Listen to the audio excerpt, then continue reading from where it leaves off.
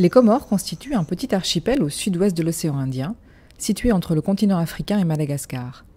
C'est sur l'île principale, la Grande Comore, que sont déployées certaines actions de lutte biologique du Programme régional de protection des végétaux, EPRPV. L'Allorode Allorotrachelus atratus est un ravageur du cocotier. Ces minuscules mouches blanches colonisent les feuilles et s'en nourrissent. Les feuilles ainsi infestées se retrouvent couvertes de cire blanche produite par les allorodes. Ceux-ci sécrètent également un miella sur lequel se développe de la fumagine, un champignon noir qui freine la photosynthèse et peut parfois entraîner la mort du cocotier. En 2007, une action de lutte biologique contre cette alrode avait été menée par le CIRAD en collaboration avec l'INRAP. On a eu à travailler depuis quelques années sur la problématique de la cocoterie comorienne qui a fait chuter la production nationale de l'ordre de plus de 80%. Avec le partenariat du CIRAD et de l'INRAP, on a eu à mettre en place des activités qui pourront nous amener à lutter contre l'agent qui fait des dégâts au niveau de la cocoterie comorienne. Le parasitoïde introduit alors est du genre Erythmocerus. Il parasite les larves d'alrode en pondant à l'intérieur. La larve du parasitoïde s'y développe aux dépens de la larve de l'alrode et en émerge à l'âge adulte. Le CIRAD avait fait des lâchers d'Erythmocerus cocoïs sur un cocotier témoin dans cette enceinte. L'objectif était qu'il se disperse ensuite dans toute l'île de la Grande Comore et puisse réguler naturellement les populations d'alrode. Dans un premier temps, on a sélectionné au niveau du centre de l'île un jeune cocotier qu'on a mis en cage. Et à partir de là, on a lâché l'agent de lutte biologique à l'intérieur pour pouvoir le maîtriser. Et lorsqu'on l'a mis à l'intérieur, on prélevait de temps en temps des folioles, c'est-à-dire des feuilles, pour voir au laboratoire comment elle fait ses preuves au niveau de la cage. Et quand on a constaté qu'il est encore vivant et il fait ses preuves, c'est là où on a enlevé les cages pour permettre à cet agent d'entrer dans la nature. Aujourd'hui, 8 ans après ce premier lâcher, Nicolas Odaglia est chargé d'évaluer l'impact de l'introduction de ce parasitoïde, Erythmocerus cocoïs, sur les populations de mouches blanches. L'objectif de sa mission, dans un premier temps, est donc de réaliser un aperçu global des populations d'alrode et de ses principaux ennemis sur la Grande Comore. Pour cela, il réalise des échantillonnages sur des cocotiers tout autour de l'île qu'il pourra comparer avec les données de 2007. Donc au hasard, je prélève une feuille au milieu. Et au hasard, pareil, une feuille en bout de feuille. Je regarde au hasard si je trouve ou pas des larves d'alrode. Là, par exemple, il n'y en a pas. Mais c'est un résultat comme un autre, on va le noter. On a décidé de faire tous les 5 km de Moroni jusqu'au sud de l'île. Et on va faire ça tout autour de l'île. C'est une méthode d'échantillonnage, on prélève 2 folioles sur des feuilles de type 3, donc la 3e feuille la plus jeune. Et on évalue la population avec ce comptage. On compte les larves sur toute la feuille, on estime la surface de la feuille pour avoir la densité larvaire ensuite. Et maintenant je vais regarder si je trouve des colonies d'alrode pour pouvoir récupérer des parasitoïdes dessus.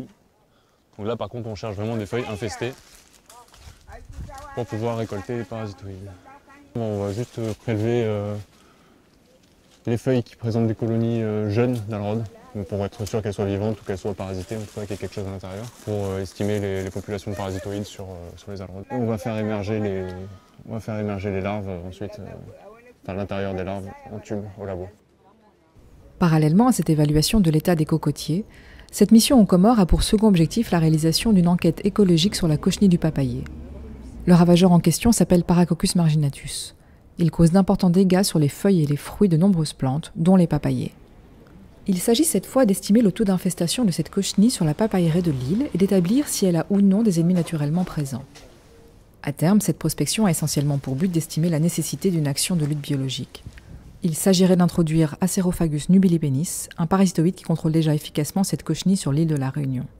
Comme les cocotiers, on va faire un échantillonnage sur papayer pour voir un peu l'état des populations de cochenilles sur l'île. Et on a détecté des momies de cochenilles, donc des momies c'est les larves qui ont été parasitées par le parasitoïde.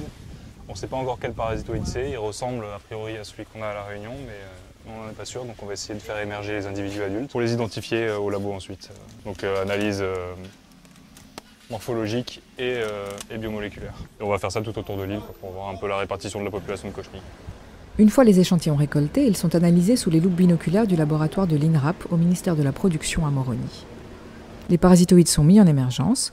Quand ils seront nés, les agents du CIRAD pourront les identifier et établir un relevé des populations présentes sur les cocotiers et les papayers comoriens. Sur ces folioles, on va compter le nombre de larves qu'il y a, de larves vivantes d'alrode, donc qui sont pleines, mais aussi les larves émergées. Donc les larves émergées, ça peut être une émergence d'alrod. Là, on peut les détecter car le trou de sortie de l'alrod est en forme de T. Et on a aussi des trous de sortie de parasitoïdes qui, eux, sont en rond. On compte tous ces trois types de larves pour estimer la densité de population sur les feuilles. On récolte en fait d'autres folioles annexes pour pouvoir isoler des larves vivantes, donc qui contiennent potentiellement des parasitoïdes immatures. On les met dans des petits tubes et on les laisse émerger. Donc on va avoir, grâce à ça, les différences de population entre le premier parasitoïde qui a été introduit ici, l'Erythrocerus cocoïs, et le second parasitoïde qui a été trouvé comme ennemi naturel sur les autres îles, l'Encarsia basicincta. Le fait de déterminer les différentes proportions de population des deux parasitoïdes contre la larve du cocotier ici à la Grande Comore, et l'évolution surtout qu'il y a eu depuis 2007, va nous permettre de prendre des décisions quant à l'introduction de ces parasitoïdes dans d'autres pays de la zone océan Indien qui sont affectés, comme le Mozambique par exemple. Et pareillement pour les papayers.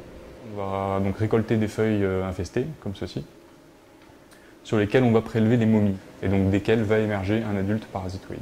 C'est un peu la même chose en petits tubes, donc bouchés avec du coton pour laisser respirer le parasitoïde à l'intérieur, et on va laisser émerger ça. On prendra ensuite les individus qu'on mettra en alcool pour ramener au CIRA de Réunion, au 3P, pour identification moléculaire. Donc ici, c'est vraiment pour voir dans un premier temps si le parasitoïde est le même qu'à la Réunion. Ça facilitera d'autant plus les actions d'introduction ou de multiplication du parasitoïde ici à la Grande Comore. Les échantillons sont donc ensuite ramenés au pôle de protection des plantes à Saint-Pierre de la Réunion pour l'analyse biomoléculaire. Les insectes récoltés et conditionnés à l'alcool à 95 degrés aux Comores passent alors entre les mains de Joël Sadéen afin d'identifier leur ADN et confirmer ou non l'identification à la loupe binoculaire.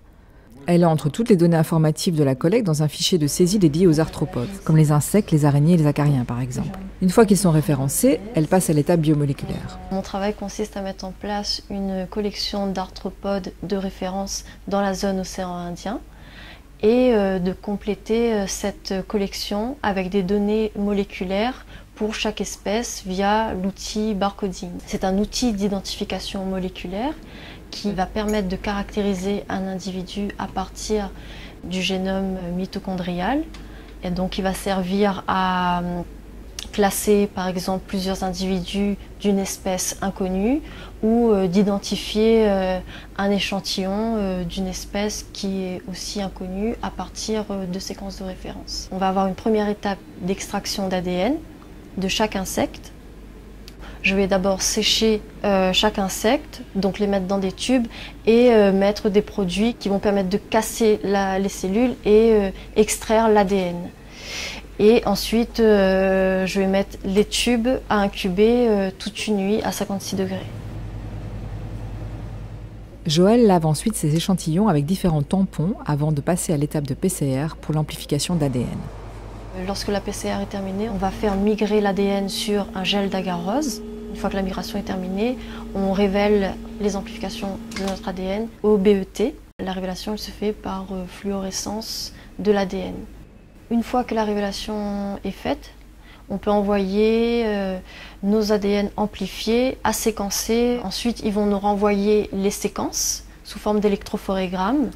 Elle va alors nettoyer les séquences, les aligner et les comparer à différentes bases de données publiques pour voir à quelle espèce s'apparentent ces échantillons. Si on a une séquence qui n'apparaît pas sur les bases de données publiques, comme ça arrive souvent, on va construire des arbres phylogénétiques qui vont nous permettre de voir où se situent, par exemple, différents individus d'une même espèce.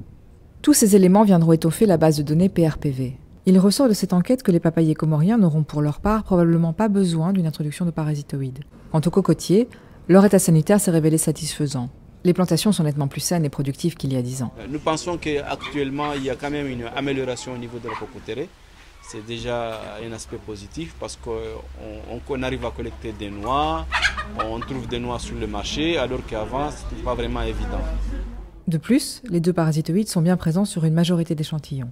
Les taux d'infestation ont diminué de 2007 à 2009 et se sont stabilisés depuis lors. Le ravageur semble donc correctement régulé.